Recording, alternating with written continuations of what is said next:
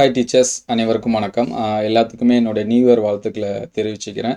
இந்த 2026 உங்களுக்கு வந்து எல்லாமே சக்ஸஸ் ஆகணும் அப்படின்னு சொல்லிட்டு நான் வாழ்த்துக்கள் தெரிவிச்சுக்கிறேன். ஸோ 2026 நியூ இயர் வந்தோடனே நிறைய பேர் ரெசல்யூஷன் இதெல்லாமே எடுப்பாங்கன்னா இதெல்லாமே பண்ணணும் இதெல்லாமே பண்ணக்கூடாது அப்படின்னு சொல்லிட்டு. ஸோ நம்ம காம்படிட்டிவ் எக்ஸாம்ஸ்க்கு வந்து ப்ரிப்பேர் பண்ணுறோங்க. ஃபஸ்ட்டு நம்ம என்ன போஸ்ட்டுக்கு வந்து போக விரும்புகிறோம், டிஎன்பிஎஸ்சி படித்தாலும் சரி அதில் டிஆர்பி ரிலேட்டட் எக்ஸாம்ஸ்க்கு வந்து படித்தாலும் சரி, எனக்கு இந்த போஸ்டிங்க்கு வந்து போகணும் அப்படிங்கிறது வந்து ஃபஸ்ட்டு பிளான் பண்ணுங்கள். அந்த போஸ்டிங்க்கு ஏற்ற மாதிரி ப்ரிப்பேர் பண்ணுங்கள். ஏன்னா ஒரு சில பேர் என்ன பண்ணுவாங்கன்னா, இப்போ டெட்டு வந்தோடனே டெட்டுக்கு படிச்சுட்டு இருப்பாங்க. ஸோ அதுக்கடுத்து வேறு எக்ஸாம்ஸ் வந்துச்சு அப்படின்னா அந்த எக்ஸாம்ஸ்க்கு வந்து படிப்பாங்க. அது நடந்துட்டு இருக்கப்போ இன்னொரு எக்ஸாம்ஸ்க்கு வந்துச்சுன்னா அதை வந்து படிப்பாங்க. எதையுமே கம்ப்ளீட்டாக பண்ண மாட்டாங்க.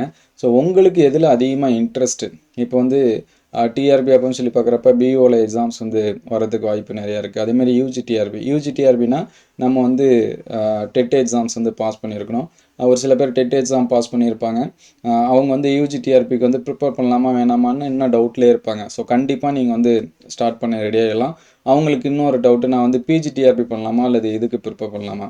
யூஜி அண்ட் பிஜி வந்து கொஞ்சம் தான் சிலபஸ் வந்து அதிகமாக இருக்கும், மற்றபடி சேம் தான் சரிங்களா. இன்னும் ஒரு சில பேருக்கு நான் வந்து பிஓக்கு படிக்கிறதா அல்லது டெட்டுக்கு படிக்கிறதா இந்த மாதிரி கன்ஃபியூஷனில் இருப்பாங்க. நீங்கள் எந்த இதில் ஸ்ட்ரென்த்தாக இருக்கீங்க அப்படின்னு சொல்லிட்டு பாருங்கள். நான் என்னோடய மேஜரில் வந்து ஸ்ட்ரென்த்தாக இருக்கேன் அப்படின்னா நீங்கள் தாராளமாக இப்போலேருந்தே பிஜிடிஆர்பி எய்ம் வச்சு நான் கண்டிப்பாக பிஜிடிஆர்பி தான் பாஸ் பண்ணணும்னு நினைக்கிறேன் அப்படின்னா நீங்கள் உங்களுடைய எய்மை இப்போயே நோட் பண்ணி வச்சுட்டு இந்த இயர் வந்து கரெக்டாக ப்ரிப்பரேஷன் பண்ண ஸ்டார்ட் பண்ணுங்கள். இல்லை எனக்கு வந்து நான் பிடி ஏதாவது ஒரு கவர்மெண்ட் ஜாப்புக்கு போனால் போதும், நான் டிஎன்பிஎஸ்சியில் கொஞ்சம் படிச்சிருக்கேன், அது வந்து எனக்கு பிஓக்குமே ஹெல்ப்ஃபுல்னும் அல்லது நான் டெட் எக்ஸாம்ஸ்க்குமே ரெடியாக இருக்கேன் அப்படின்னா உங்களுக்கு ஏற்ற மாதிரி ஷெட்யூல் போடுங்க. நீங்கள் எதில் ஸ்ட்ரென்த்தன் அதிகமாக இருக்கீங்க, உங்களுடைய மெயின் சப்ஜெக்ட்லையா. இன்னும் ஒரு சில பேர் வந்து எனக்கு மெயின் சப்ஜெக்ட்லாம் அவ்வளோக்கா இன்ட்ரெஸ்ட் இல்லை, நான் டிஎன்பிஎஸ்சிக்கு 2 வருஷமாக படிச்சிருக்கேன், எனக்கு அதோட நாலேஜ் எல்லாமே இருக்குது, நான் டெட் எழுத விருப்பப்படுறேன் அப்படின்னாலும் நீங்கள் அதை தாராளமாக பண்ணுங்கள். எதாக இருந்தாலும் ஒரு நோட்டு எடுத்து வச்சு நோட் பண்ணுங்கள். நான் இந்த போஸ்டிங்கே படிக்கிறதுக்கு ரெடி ஆகிறேன். ஸோ அந்த எக்ஸாம்ஸ்க்கு ஏற்ற மாதிரியான சிலபஸ்ஸு, அதுக்கு என்னென்ன ப்ரிப்பேர் பண்ணணும், அதுக்கான ப்ரீவியஸ் இயர் கொஷின்ஸு இதெல்லாமே பிளான் பண்ணுங்கள்.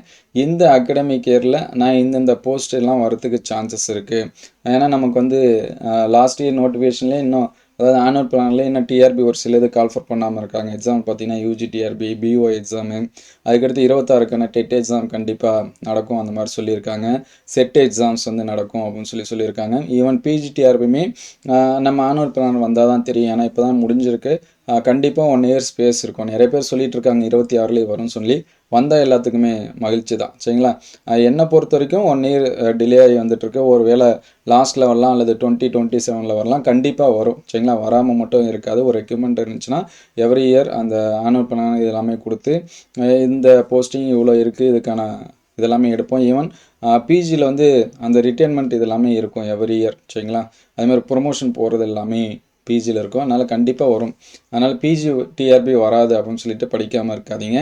நிறைய பேர் பண்ணுற மிஸ்டேக் என்னென்னா நோட்டிஃபிகேஷன் வந்த பிறகு படிக்க ஸ்டார்ட் பண்ணுறது தான். அதை தயவு செஞ்சு இந்த 2026 செய்யக்கூடாதுன்னு நினைங்க. அது வருது வரல, நமக்கு அது எலிஜிபிளாக இருக்குமா, எந்த எக்ஸாமாக இருந்தாலும் சரி, பிஓ வந்து வருது வரல அல்லது யூஜிடிஆர்பி எப்போ வரும்னு தெரியல, நான் இன்னும் படிக்க ஸ்டார்ட் பண்ணாமல் இருக்கேன் அப்படின்னா நம்ம மட்டும்தான் இருப்போம்.